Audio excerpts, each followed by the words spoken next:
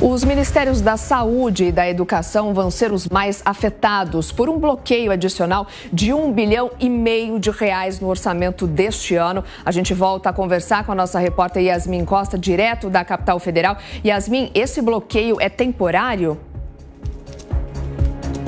Isso mesmo, Soraya, é um bloqueio temporário justamente para tentar cumprir a regra do teto de gastos que ainda está em vigor e por isso esse bloqueio está sendo feito.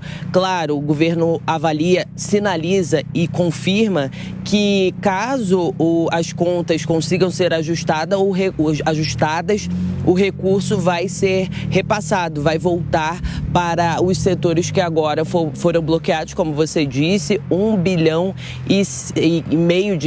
foram bloqueados e atingem principalmente as áreas de saúde e educação. Não é o primeiro bloqueio feito pelo governo no orçamento desse ano para cumprir a meta do teto de gastos, a regra do teto de gastos. Em maio já havia sido bloqueado pelo menos R$1,7 bilhão, totalizando cerca de R$3,5 bilhões bloqueados. E como eu disse, é um bloqueio temporário, pode voltar, os ministérios podem realmente voltar a ter esses recursos, mas enquanto não houver um equilíbrio das contas, esse dinheiro, esse recurso fica bloqueado esse ano. A gente fez, inclusive, uma tela para mostrar quais foram os ministérios, além do Ministério da Saúde e Educação, que vão sofrer com esses bloqueios no orçamento desse ano. Vamos acompanhar.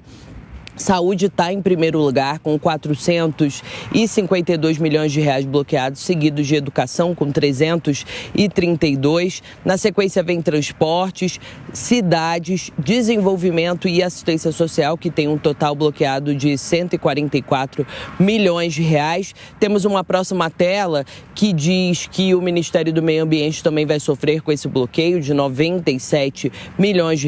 Integração e desenvolvimento regional, R$60 milhões, defesa com 35 milhões, cultura com 27 milhões e, para finalizar, essa arte, desenvolvimento agrário, que deve ter um bloqueio de R$24 milhões. Vale lembrar, esse bloqueio, como a gente reforçou aqui, é um bloqueio temporário para atingir a regra do teto de gastos efetivamente.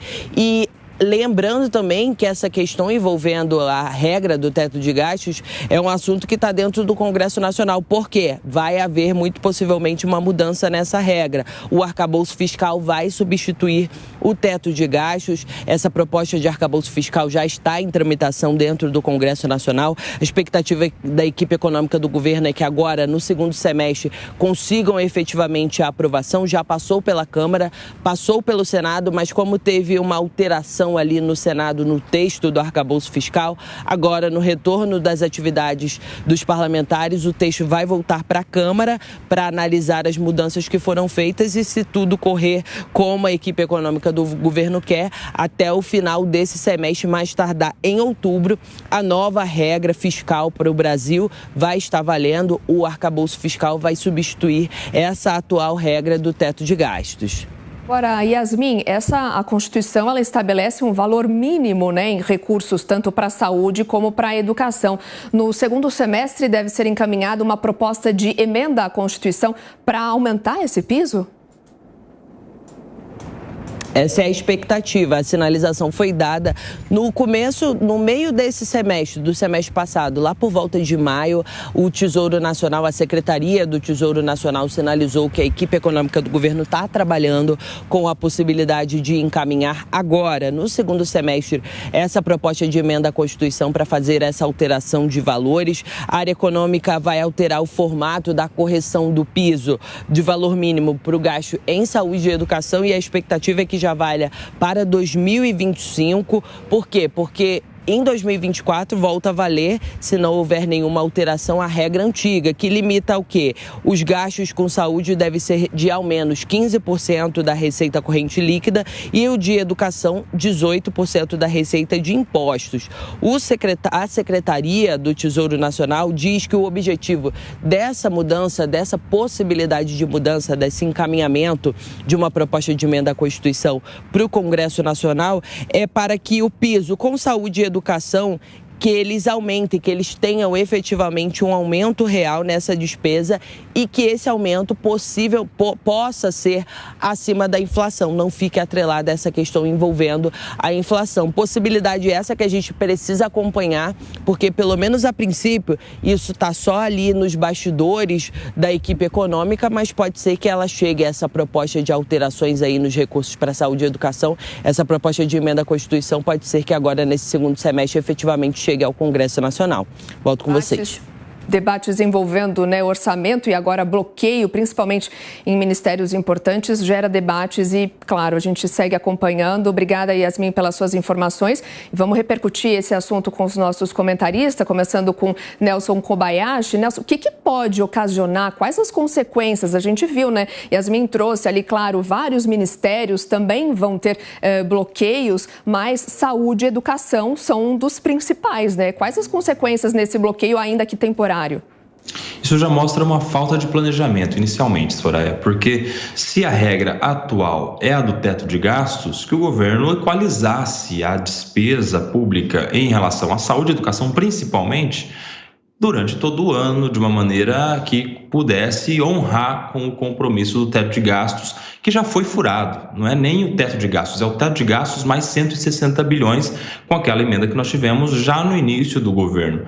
Então, chegando no meio do ano, agora, em julho, e para o início do segundo semestre, a gente já tem que começar a conviver com bloqueios de valores para que esses valores do teto de gastos sejam honrados. A gente já mostra, primeiro, que tem falta de planejamento, falta de organização, não há compromisso com o dinheiro público. Para começar, não é uma boa gestão. No final das contas, a gente também vê outra coisa muito triste, porque para emenda parlamentar adoidado a gente tem sobra. Para a despesa pública com viagens, com comitivas gigantescas, tem dinheiro. Para a despesa de ostentação no Palácio do Planalto, em especial, tem dinheiro. Só não vai ter dinheiro agora para a saúde, para a educação, veja só. Mas Ricardo, essa é uma nota negativa, mas de qualquer forma a gente volta a discutir tudo que a gente vem discutindo nos últimos meses em relação ao enxugamento da máquina pública e até a reforma administrativa que a gente já falou aqui. Exatamente. É importante dizer que esse bloqueio, como o Nelson falou, e eu concordo plenamente com a fala do Nelson, demonstra uma falta de organização e de planejamento imensa do governo, porque a regra que vale é o teto de gastos. Então, o que tem que ser planejado desde o início do ano é o teto de gastos, é se cumprir o teto de gastos.